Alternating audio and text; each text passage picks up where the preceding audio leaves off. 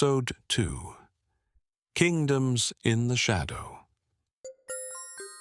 In the shadow of which Mzilikazi was born stood the Ndwandwe Kingdom, a formidable power in the northeast, ruled with an iron hand by King Zwide Kalanga. But Zwide's authority was magnified by the figure who stood beside him, his mother, Queen Ntombazi. Ntombazi is remembered in both oral and written histories as far more than just a royal matriarch. She was a force unto herself, a woman of spiritual authority whose name became associated with whispered tales of supernatural power and even witchcraft. Accounts speak of Ntombazi's alleged rain-making abilities, and, more chillingly, of the ritual practice of beheading rival chiefs and using their skulls in ceremonies believed to enhance her influence and that of her son. Through Queen Ntombazi, Zwide's rule extended beyond the visible world of politics and warfare into the unseen realm of spiritual power. This fusion of military might and mystical influence made resistance to Ndwandwe rule a truly terrifying proposition. It was within this intense environment, charged with both military strength and mystical influence, that the young Mzilikazi grew up. Raised in the Ngome region, near the very borders of the Ndwandwe Kingdom, and under the watchful, powerful eye of his grandfather, Zwide. Mzilikazi's early life was a crucial education. He was exposed to the complexities of statecraft, the strict rituals of court, and the ever-present specter of conflict. By blood, Mzilikazi had a foot in two worlds. He was Kumalo, tied to his father's ancestral line, and he was Ndwandwe, connected to the powerful, ruthless dominion of Zwide. This dual identity would shape his perspective and his destiny.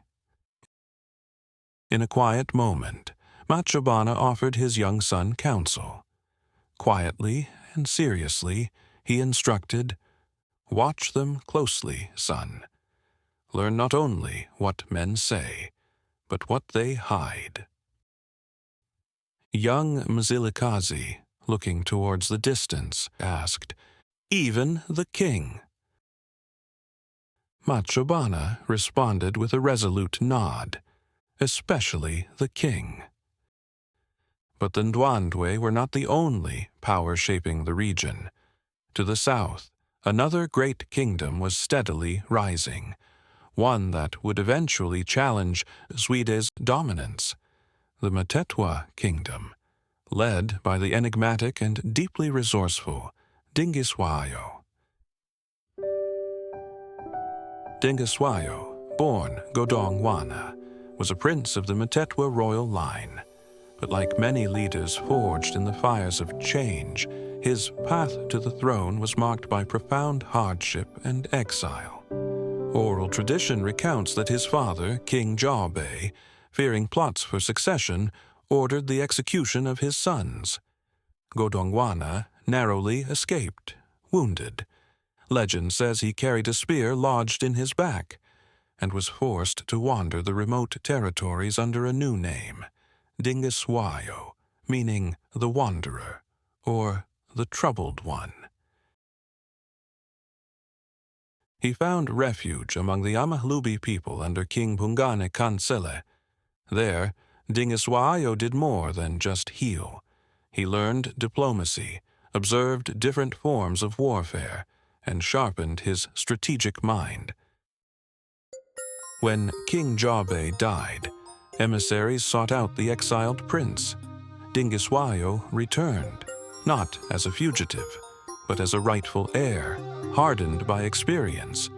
He claimed the Mthethwa throne and immediately set about transforming his kingdom, consolidating power and fostering innovation.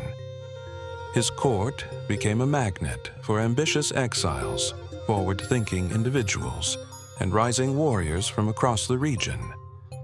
And it was to this dynamic, open court that a woman and her son would arrive, seeking refuge.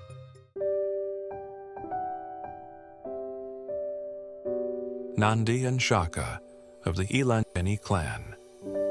Shaka, born around 1787, was still a young man, roughly 18 years old, when he and his mother Nandi arrived at Dingiswayo's royal residence around 1805. They had been driven from the main Zulu settlement at Nobamba. Although Shaka was King Senzangakona's firstborn son, his mother was not the favored queen, and the complexities of palace politics meant they were never truly accepted. Under Dingiswayo's patronage, Shaka began his extraordinary rise. Dingiswayo, having known exile and rejection himself, saw in the intense young man a reflection of his own difficult journey. Shaka was soon recruited into the Mthethwa military forces. His presence on the training grounds was different, marked by an intense focus, a quiet discipline, and a fierce determination. Legend has it he once single-handedly slew a terrifying madman who had plagued Mthethwa villages, an act of bravery that earned him the name Ilembe, the Axe. In full, he was known as Ilembe, Eleka, Amanye, Amalembe, Ngoku Kalipa, the axe that surpasses other axes in sharpness. Shaka would not remain an ordinary warrior for long within Dingiswayo's army. He was quickly given command of regiments and began to experiment relentlessly with battlefield tactics, military organization, and rigorous training regimens. It was from these early sparks, fanned by Dingiswayo, that the furnace of Zulu military innovation truly began to burn. While Shaka trained and grew under the mentorship of Dingiswayo, Mzilikazi too continued his education by observation, watching the complex interplay of power, the rise and fall of men around Zwide's court. The rivalry between Zwide and Dingiswayo was steadily intensifying, fueled in part by strategic geography.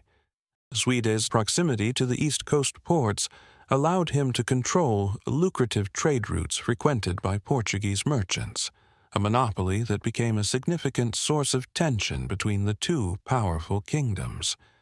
Zwide, fearing the erosion of his authority and seeking greater control, began asserting his dominance through increasingly aggressive military campaigns. Dingiswayo, though often more subtle in his methods, building alliances and fostering internal strength, also recognized that a direct confrontation was likely inevitable. During a military review, Dingiswayo observed Shaka closely, telling him, "Your eyes are not those of a warrior, Shaka. They are those of a king." Shaka responded, his voice firm and focused. "I do not seek a crown, only a spear, and those who would follow it." And so, the region stood poised on a knife's edge. Two powerful men, Zwide of the Ndwandwe and Dingiswayo of the Mthethwa, were locked in a rivalry that extended beyond mere territory or cattle. Their ambitions were about shaping the very future and order of southeastern Africa, and in the shadow of each leader, two younger men were watching, learning, waiting. One, Shaka, was already forging his path through ruthless discipline and open defiance of old ways. The other, Mzilikazi, stood at the edge of greatness, still known primarily as a Kumalo prince, son of a lineage threatened by the very kingdom his mother's family belonged to. Mzilikazi's destiny was soon to break free from the powerful, dangerous shadow of his grandfather, Zwide. The stage was set for a collision of empires, and the violent unraveling of loyalty,